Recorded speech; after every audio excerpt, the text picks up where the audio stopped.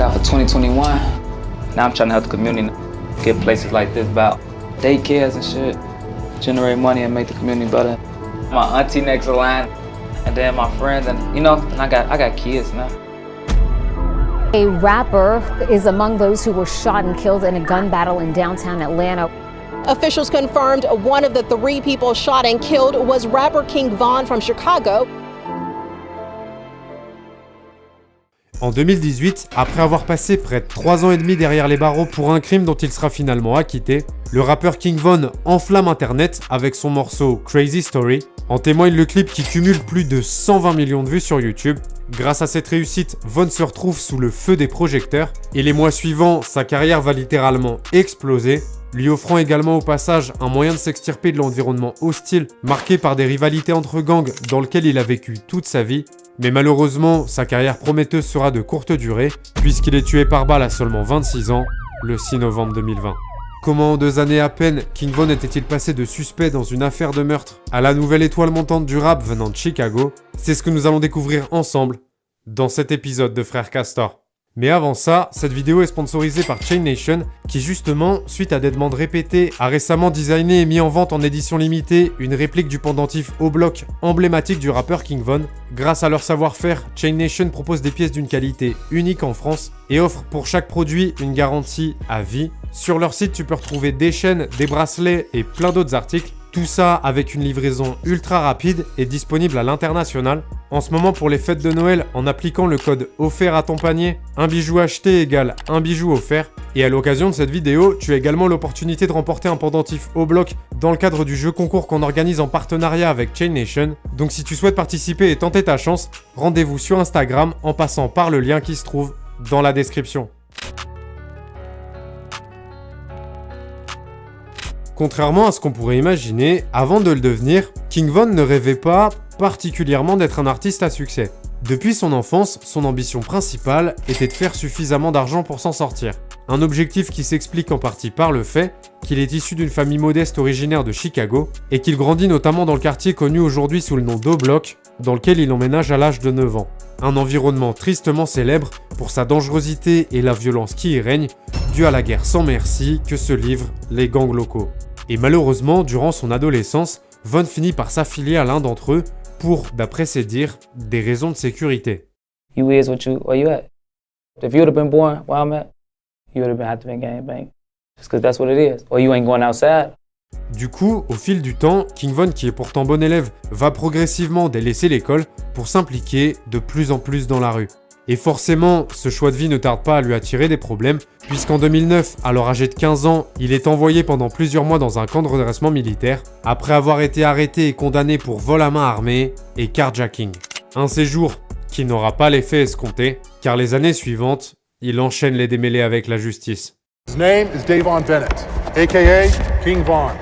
He's been on the street for too long. I want him off the street today. Fin 2012, il est notamment condamné à 15 mois d'emprisonnement pour port d'armes illégales dans un centre de détention pour mineurs, et à peine quelques mois après sa libération, il est de nouveau arrêté en juillet 2014, mais cette fois-ci dans le cadre d'une affaire bien plus sombre, puisque son pote Big Mike et lui sont les suspects principaux de la fusillade ayant entraîné la mort de Malcolm Stuckey, âgé de 19 ans, le 29 mai 2014. Suite à leur arrestation, ils sont tous les deux incarcérés, sans possibilité de libération sous caution à cause de leurs antécédents judiciaires, et inculpés pour meurtre, tentative de meurtre et port d'armes illégales. Autant dire qu'à ce stade, sur le papier, King Von semble destiné à passer une longue partie, si ce n'est l'entièreté de sa vie derrière les barreaux. Et pourtant, cette affaire va connaître un dénouement plutôt inattendu.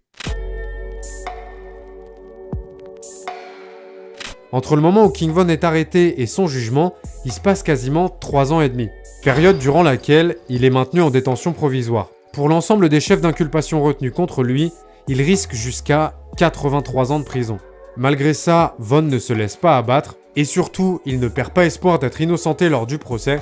Élément important, au cours de son incarcération, il réussit également à se tenir à l'écart des problèmes. Pour l'anecdote, pendant un temps, son compagnon de cellule est d'ailleurs un vieillard de 80 ans en fauteuil roulant dont il prend soin au quotidien. I'm in a cell with a nigga that's 80. I gotta take him to lunch. I gotta take this man because you gonna leave this old man there. He supposed to take him out when he go to sleep. So I'm, Scoop, take your bitches out, man. I'm in jail when he sounds saying, but I'm his grandson. Yeah. Durant cette période d'emprisonnement, King Von en profite aussi pour gratter ses premiers textes, dans l'idée de potentiellement se lancer dans le rap quand il sera libéré, et lorsqu'après plusieurs jours de procès, le 6 décembre 2017, le verdict tombe, il est finalement acquitté de toutes les accusations contre lui. Von, qui avait 19 ans lors de son arrestation, redevient donc un homme libre à l'âge de 23 ans. Une fois dehors, sa vie va changer du tout au tout très rapidement, car son ami d'enfance, le rappeur star de Chicago Lil Durk, le prend sous son aile et l'encourage à tenter sa chance dans l'industrie musicale. Du coup, durant l'année 2018, King Von met à profit la visibilité que lui offre Durk pour sortir ses premiers morceaux, ses premiers clips, et dès le début, il montre qu'il a du potentiel. Puis lorsque le 6 décembre de cette même année, il sort le titre Crazy Story, Internet s'enflamme.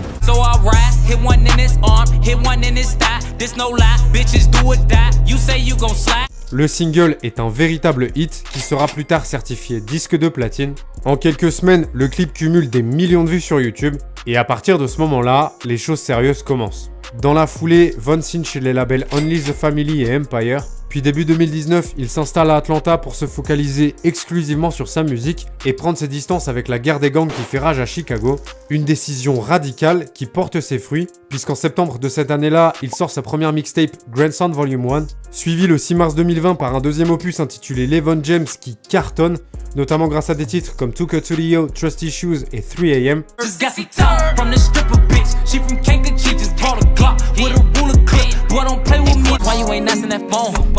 What's wrong?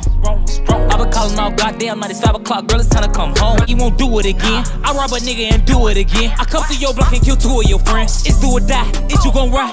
Grâce à ces deux projets, King Von confirme tout son potentiel et sa carrière est en train d'exploser.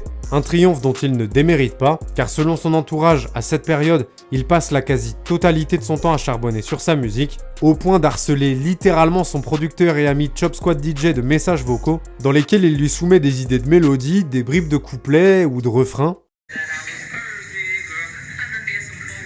He in the shower. Singing in the shower. And I gotta make a song out of it. Wow. Et lorsque le 30 octobre 2020, il sort son premier album Welcome to O-Block, le succès est au rendez-vous. Dès la première semaine, le projet s'empare de la 13e place du top album aux États-Unis, notamment grâce à des titres comme All These N-Word au pluriel, I Am What I Am et The Code.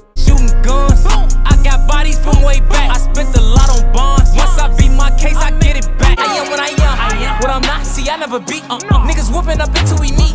Catch him like it for him on TV. Nico, just stick to the code. Got some niggas locked up and they know what they know. My homie lost trial, he be gone for a while. Une sacrée perf pour un artiste qui, rappelons-le, a commencé à rapper il y a à peine 2 ans et demi. Et à ce moment-là, King Von semble être en bon chemin pour devenir une des figures les plus importantes du rap de Chicago dans les années à venir.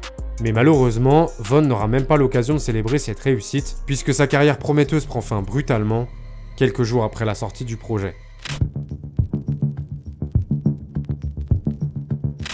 Le 5 novembre 2020, King Von organise une soirée pour fêter la sortie de son album dans une boîte d'Atlanta. Puis une fois l'événement terminé, il décide sur un coup de tête de prolonger la soirée dans un autre club pas loin. Il est 2h15 du matin, et alors que Von attend dans sa voiture blindée pendant que ses agents de sécurité s'assurent que l'établissement est sécurisé, un de ses gars l'informe qu'il vient d'apercevoir seul sur le parking Quando Rondo, un rappeur avec qui il est en embrouille.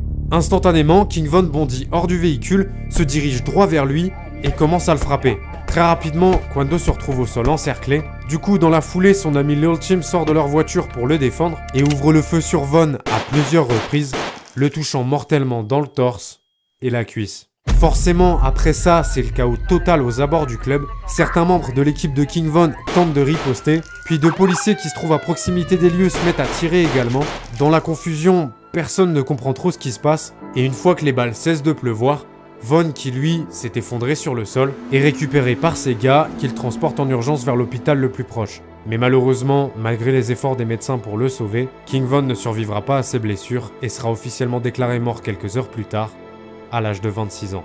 Une issue tragique pour une soirée qui initialement devait être une célébration, d'autant plus que pour beaucoup, l'altercation qui lui a coûté la vie aurait pu être évitée. Et une nouvelle fois, hélas, le destin n'a laissé à un jeune artiste talentueux ni le temps d'exploiter pleinement son potentiel, ni de profiter de sa réussite.